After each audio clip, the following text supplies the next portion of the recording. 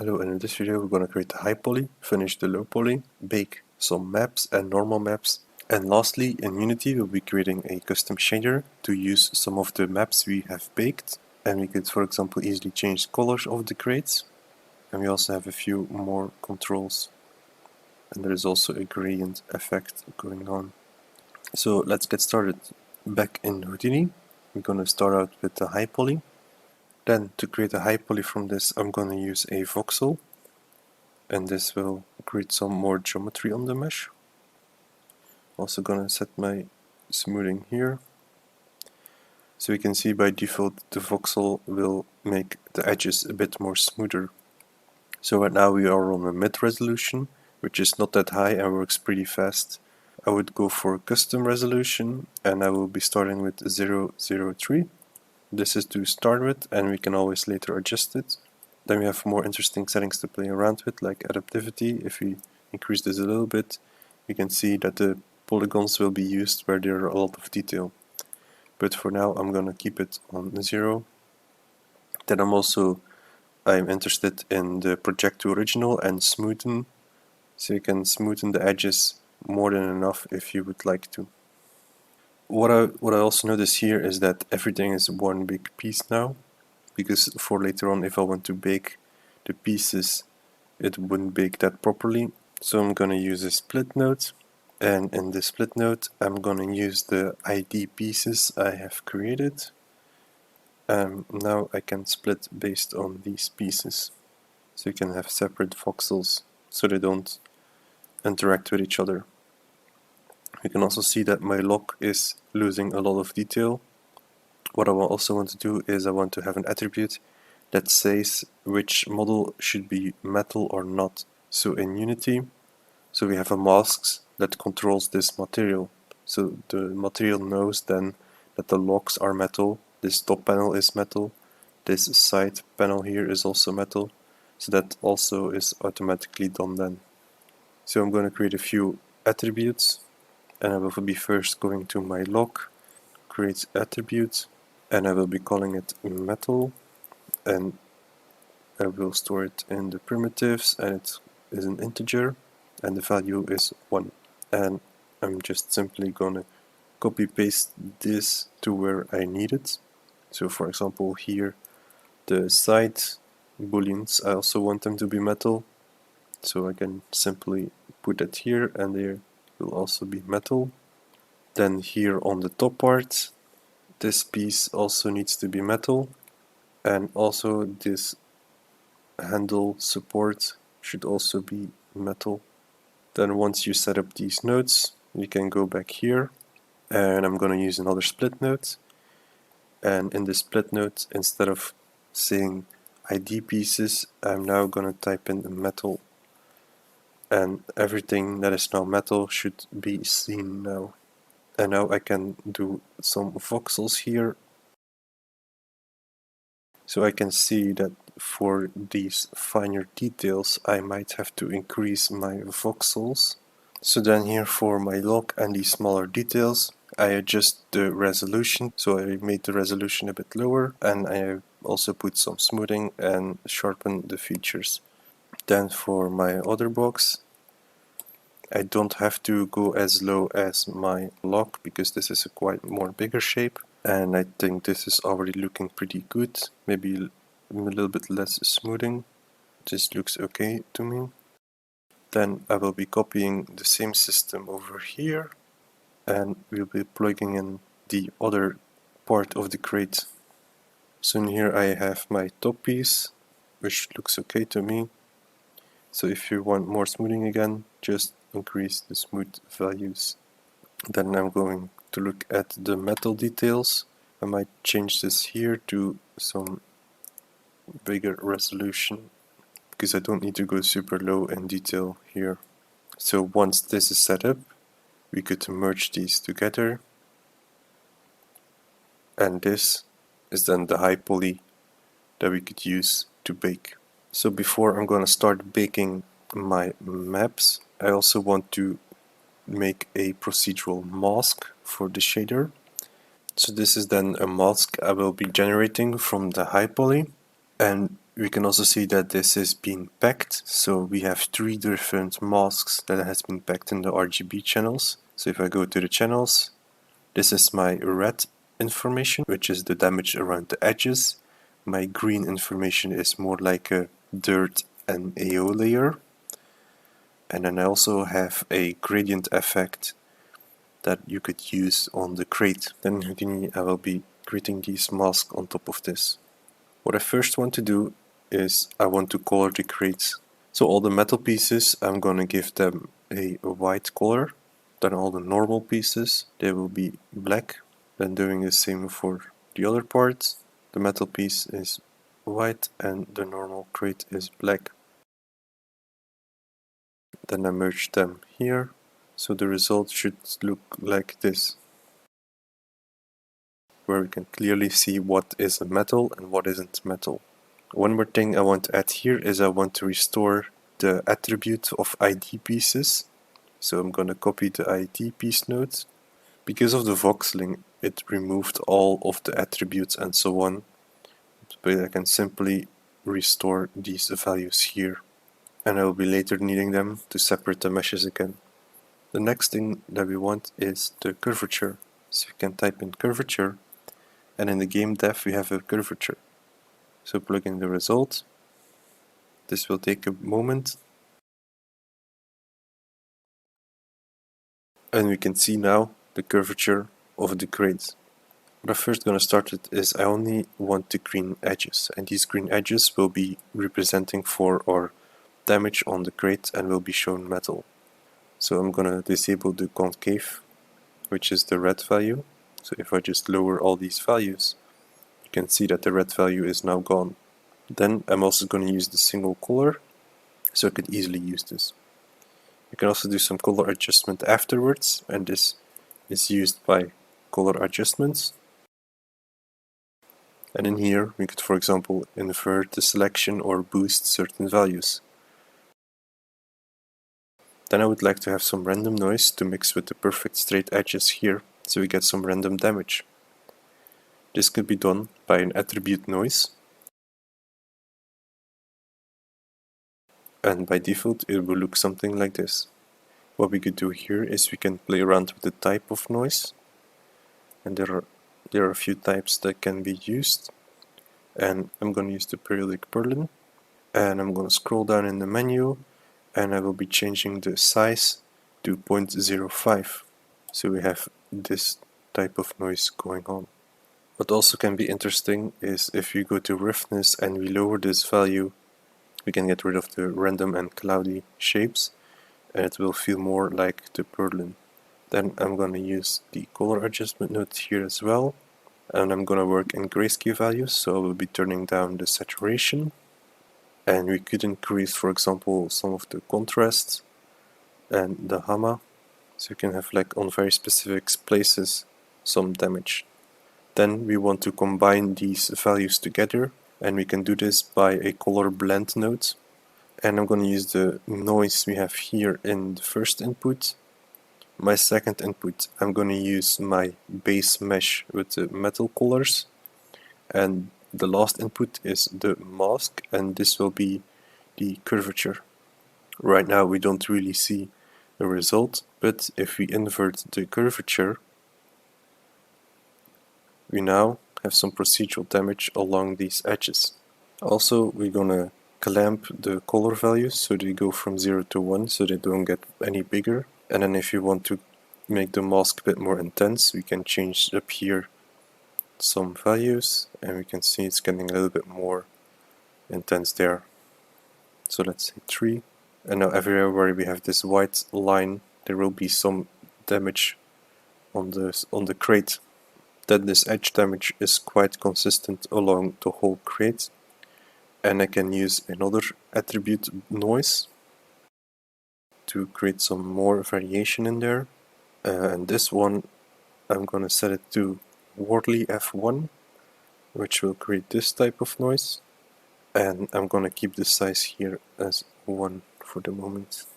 Then again, I want to use the color adjustment, and I'm gonna set saturation low. I'm also gonna clamp the values to 0 to 1, And then I will be creating a mask here, and everywhere where we have the white information there will be some edge damage. So if I blend this together now, and I will be using one of the blending modes, and I'm going to use darken. We can see where we have this white, where we had the white values, we can now see some of the edge damage going on. Then you can play around with some of the settings and the noises to get the look you want. Then after that I will be doing another color adjustment, and in here we can then fine tune the values a little bit more. So first I'm gonna clamp it, and then I'm gonna look if I need to boost certain values, so you can get a little bit more control in that if you want to. And then this is my first mask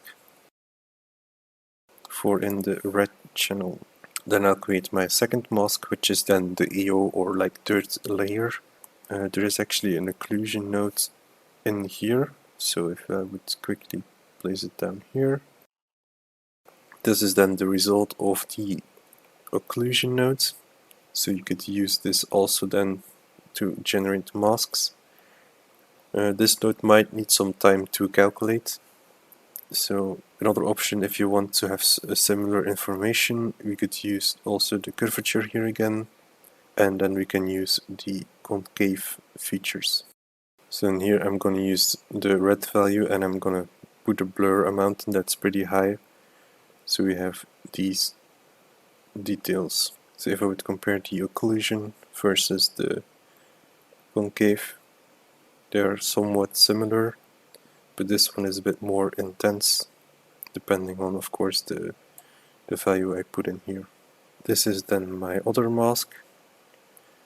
So if you also want some random noises in here, you could always use the attribute noise and multiply some noise in there. This is then my mask for the green channel. Then for the last channel I make a gradient, and in here we have a gradient node that can do this for us. So you can see that it automatically creates this gradient, and we can boost this value a little bit if you want to. This is something that's not necessary, it's more as an example that you could also do this. We can take these masks even further if you want to. So I recently saw this tutorial where someone created a wetness map by doing a simulation. So this could be also a pretty cool idea to, for example, integrate into the crate system, but this is then a bit more advanced. So now we have the three masks that I want. Then I want to merge them in one mesh where all the information is stored. For that I'm going to use a VOP. Don't worry, we're not going to do complicated things, we're just going to merge the colors together. So I'm going to plug in all the masks in the inputs, and I'm going to go into the network. So by default it should look like this. So in here we have our color value that I want to adjust, but this is only the color from my first input. So only the color from these edge damage that I have. But I also want to access the color from my second input and the third input. And to do this, I'm gonna import a point attribute. So I'm gonna import some point attributes. And first of all, we need a vector tree because it's a color. Then we want it from the second input from this node. And the attribute is, of course, the color. Then I do this one more time, and in here I fill in the third input. Each of these colors are now a vector, so we have to go from vector to float, so we can combine and adjust the colors. So now we can access the RGB channel from the colors. Then I want to go from float to vector to combine the colors.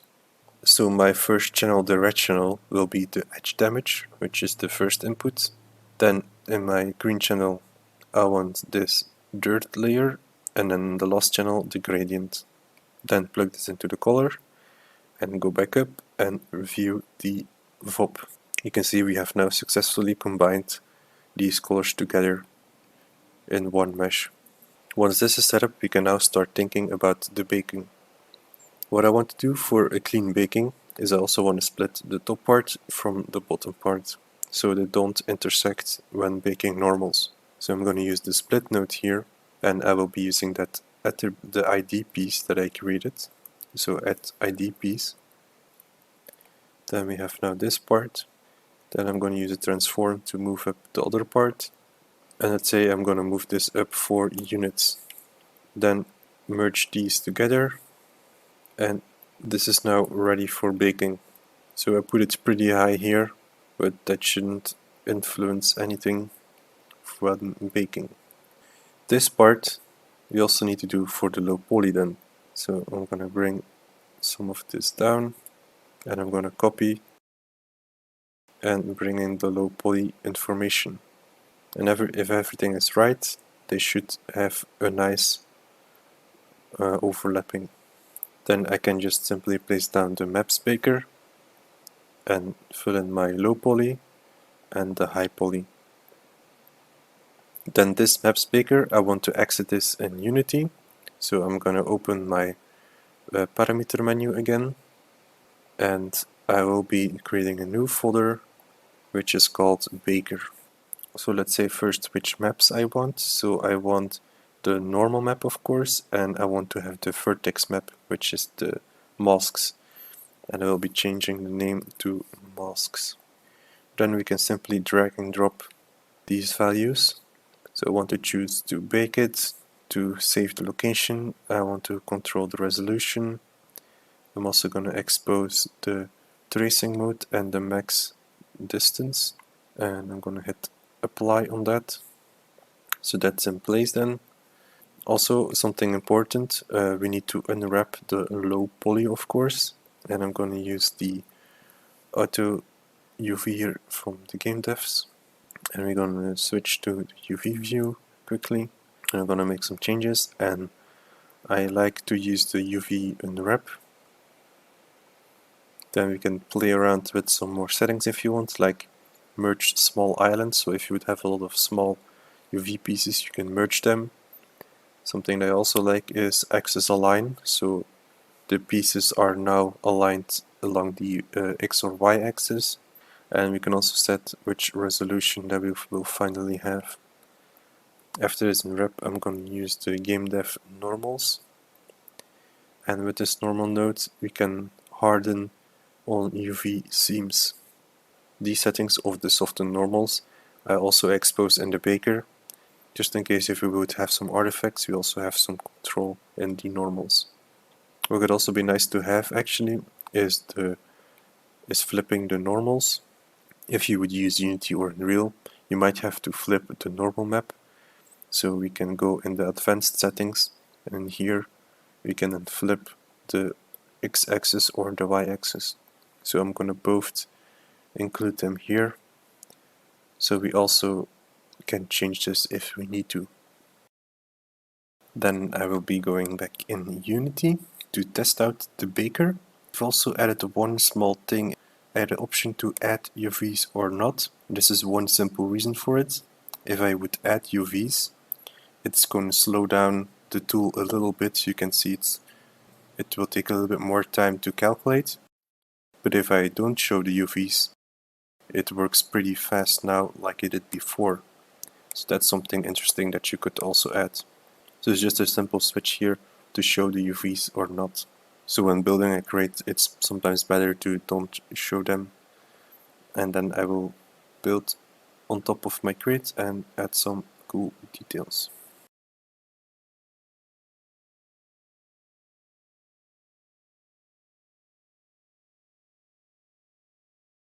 So once I've added some details, I can now go in the bake menu. So we're going to first of all fill in the correct path to save my image. Once fill in the correct location here, we can just simply click bake. And this might take a moment because it has to create a high poly and all the masks and then bake it. So once done baking, it might not immediately pop up, but after a while it should appear, or you should at least see it in the Explorer of Windows. Then I have my mask and my normal map, and of course we have to set it to normal and apply. And then just for now to test it, let's create a standard material. I'm just going to call it test. I will be deleting this later on anyway. And I'm going to fill in my normal map, and I will be dragging this material on my crate and making the color a bit darker. So you can see it did a pretty good job at this bottom part, which is pretty nicely baked. But for the top part, it didn't bake that well. So one mistake I made is if I go to part 2, I referenced the null node called outCrate, and outCrate is actually before the UVs, which means that part 2 doesn't actually has UVs. So I'm going to move this null node and I'm going to place it down here, and this will then fix the problem. And then this should be fixing the problem. So if I would drag my material on it now, you can already see that it looks way better than it did before. So I gave the crate a nice color, and the nice thing about this is that what if we make the box bigger? Let's say my box is a little bit bigger. You can see that of course the UVs are being recalculated, so they are broken. And then when I click bake again, it should be updating pretty fast now. So then I just re-import the normal map, and we can see that the changes are being made. So this is pretty cool to work with, so we can make fast changes on the fly in Unity itself. So if someone needs a bigger crate, we can just simply increase sizes and bake again, and we have the result immediately. And we can also see here, because I separated the two parts individually, we can see that we don't have like overlapping normals on these sides. Then the next step would be creating a shader that uses the mask, so we can use these edge damage on the crate. So we'll be right clicking, and I will be using the Unity shader graph, and I will be going for the PPR graph, and I will be calling it create shader. Then open this. When you open the shader graph, it would look like this, and in here we can drag in the textures. So if I go back here, and I need my mask and my normal map. So I'm just firstly gonna assign my normal to the normal slot. So that's all done. And it would also be nice if I can access the type of texture.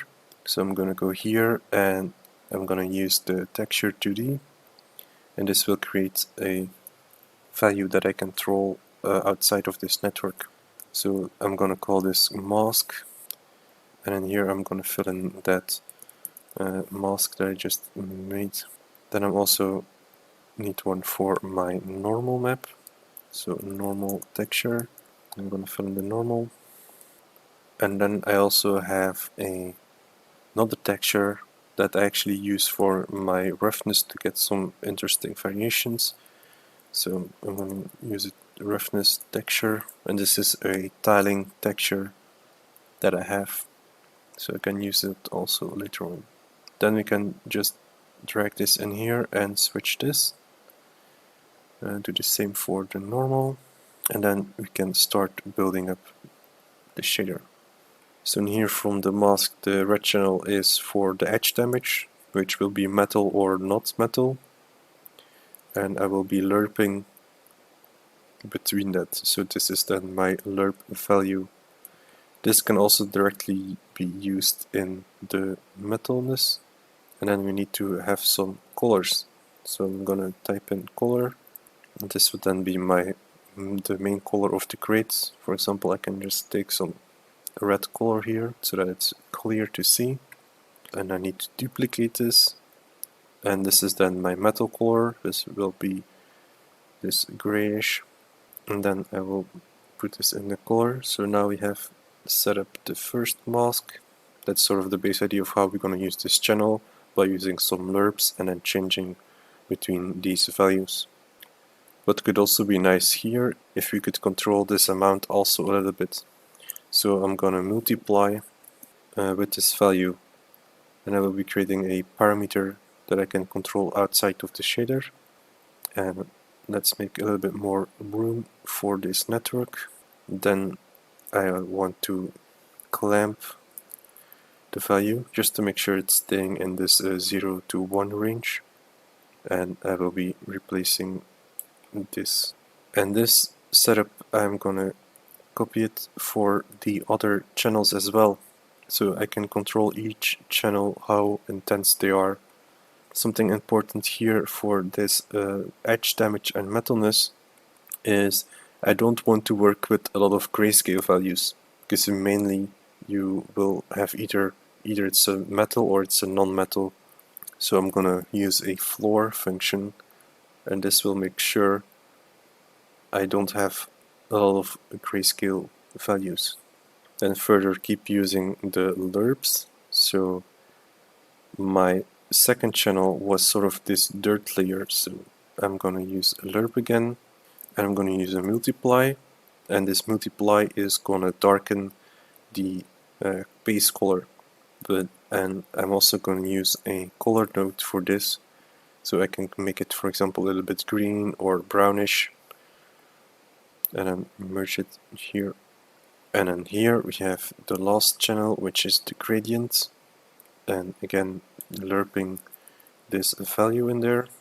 I'm going to create a color node to choose what the color should be, and we can put this in the output of the color. Then I want to build on the roughness, so I will be needing a sample texture, and I already made this texture here. This texture I'm gonna multiply the value with it, so I can later say how intense this should be. And then I'm also gonna clamp this value, so we can get more control in how much variation, because it's a quite noisy texture. Then I also lerp with the values. So first of all, I have the difference of the metal that I want to use. So you can see that my paint material is this color, and my metal I'm gonna use 0.3 at the moment. And I'm also going to lerp with the dirt mask, and it should look something like this. You can see it a little bit in the picture, where we have this some whiter values in concave edges. Then I actually have to do a -1, because we are working with smoothness here, which is the reverse of roughness. So I'm gonna plug in smoothness in here. So this is then the base setup for the shader, and I'm gonna expose values so we can control them outside of the shader. So for the color, I'm just gonna right click, convert to property, and I'm gonna double click and call it color of my paint. Same for the metal color of metal. Then this will be the dirt color, and then here I have the gradient color. Then I will be creating some floats for the mask controls. So I'm gonna go to vector 1, and this is then a mask red channel control, and I'm gonna do this then for all the channels. So green, and then for the blue one as well. Then I need a roughness slider. Then I have the roughness for the minimum and maximum value if we're in the clamp. And then lastly, the metal roughness. Once these values are created, we are now gonna include them here, so we can use it. And save the shader. And now we're gonna test out the shader. So create a material. So create demo. I will be typing in here the name of the shader. So create shader. And I'll be assigning this to my creative course. You can see that the result now is black grade, because all of these values are set to 0. And I can also see that I flipped some of my lerps, so I have to go back in the shader and quickly adjust this by reversing these changes. And while I'm here back again, I might as well add the default values in here. So the mask should be 1, then my roughness, I'm also gonna say 1, the minimum should be 0 and maximum also 1, and my metalness should be around 3.35, and click save. So if I would now reset the shader, it should look like this, and still the roughness is a bit off, but I can easily play around with these values. So then I'm just gonna tweak the values and make sure everything fits a bit nicer.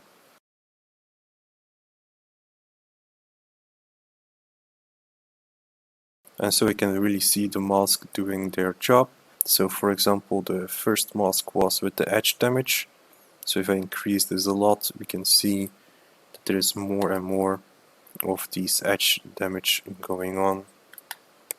Then the second mask was the dirt, so you can also see that going on in here, and especially if you darken the color, but this is of course way too much. And then the last one was the gradient, which you can see here. So the cool thing about this is that we can just copy the shader and change the color to what you want, so you can create more variations in what you're looking for.